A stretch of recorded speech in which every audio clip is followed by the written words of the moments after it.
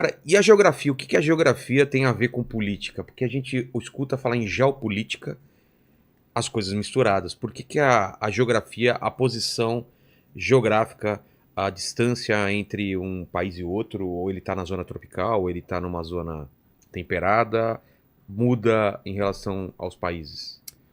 Sim, a geografia é uma ciência que ela estuda, né, a relação da sociedade com o meio. Então, dentre outras coisas, a gente se preocupa em estudar clima, relevo, vegetação, etc. Porque é a característica que a gente vive, isso influencia, claro, né?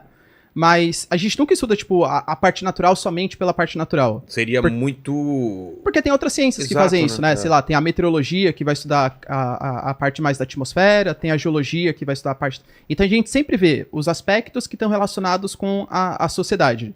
Então tem tudo, né? Tanto que uma parte, assim, da geopolítica é uma parte da ciência geográfica que vai se preocupar com a relação que existe entre os países.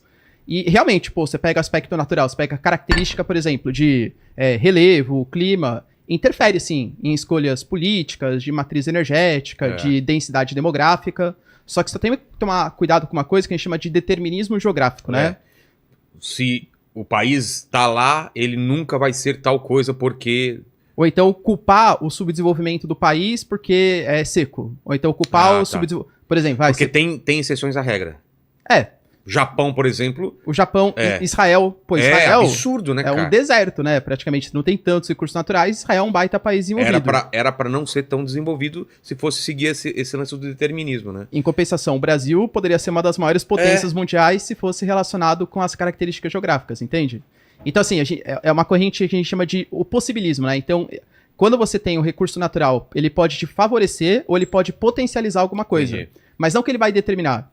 Tanto que, por exemplo, essa corrente de pensamento determinista, ela foi até responsável por fazer um certo imperialismo europeu nas Américas. Os europeus, por exemplo, durante o século XIX, eles consideravam que era justo você dividir a América, a África e a Ásia com a justificativa, pô, esses países, eles estão na faixa intertropical do planeta.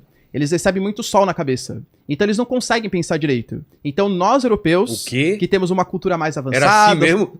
A gente tá num clima temperado, um clima mais ameno... Cabeça mais fria, né? Exatamente. A gente pode ajudar os caras a se desenvolver, é meio isso? Mas é isso, a gente tem que levar a cultura para aqueles povos que são inferiores. Mas tadinho, não é culpa deles, é porque eles têm uma região, eles estão numa faixa intertropical do planeta e eles nunca vão ser tão desenvolvidos quanto a gente. Caramba, velho.